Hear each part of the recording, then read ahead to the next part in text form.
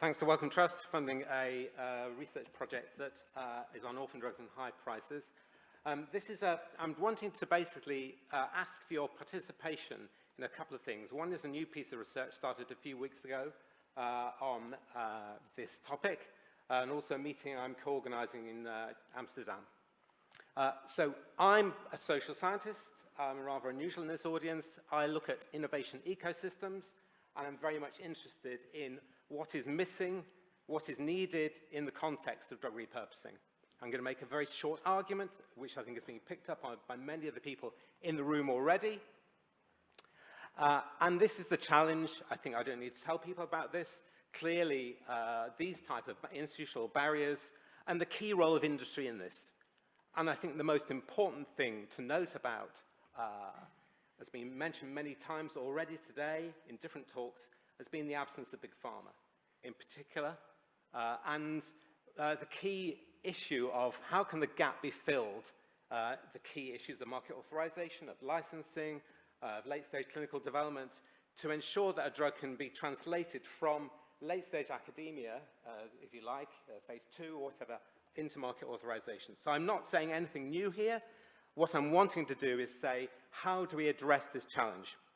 And this has already been picked up by a number of speakers, as I say. So how do we get this gap filled? I think in most policy conversations I've heard about, it falls on generic drug manufacturers or sometimes small and medium-sized enterprises, biotechs, to do this. But I'd argue that there's this problem of market uncertainty, of lack of incentives. So again, I don't think there's anything new I'm saying here, but I think what I want to do is now pose this is one of the solutions that's possible that we've been hearing about a little bit today already in some of the last speakers, the last speaker from Amsterdam, the last speaker from Italy, both can be conceptualized in terms of this notion of market intermediaries. So we need brokerage between the academy, clinical research and industry, particularly in the late stage clinical trials, portfolio management, market authorization, licensing. And the question then for me for public policy is, how can we support these developments and support of these market intermediaries that fulfill this role? And some examples, I think, in other previous Beacon talks, meetings have been the role of Espera, the Swiss Foundation, the role of Genethon, the French Foundation, Helix, I think, fills some of those functions as well.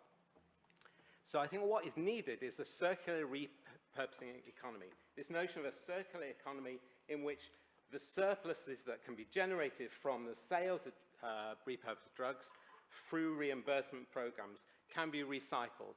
And I think this requires new policies to support these intermediaries and this circular economy. And that is what this project that I'm just starting to set up now is focused on.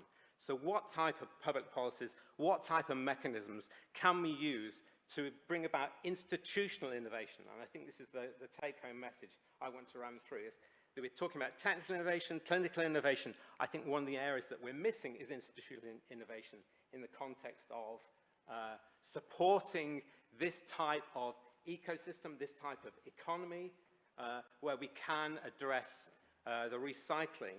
Because I think without that, then we're limited to philanthropy and grant aid to support many of these projects. So I think this is obviously the aim, I think, of a number of foundations and charities, but I think systematically trying to look at the policy mechanisms, the policy ways in which we might do that. So I want to introduce a sub-project of this larger project I'm working on for the Wellcome Grant. My colleague Andy Bartlett and myself are going to be interviewing people, collecting data, and that's where we want your participation. We want to talk to you about these barriers to how we can set up and establish this circular economy, how we can help support these market intermediaries.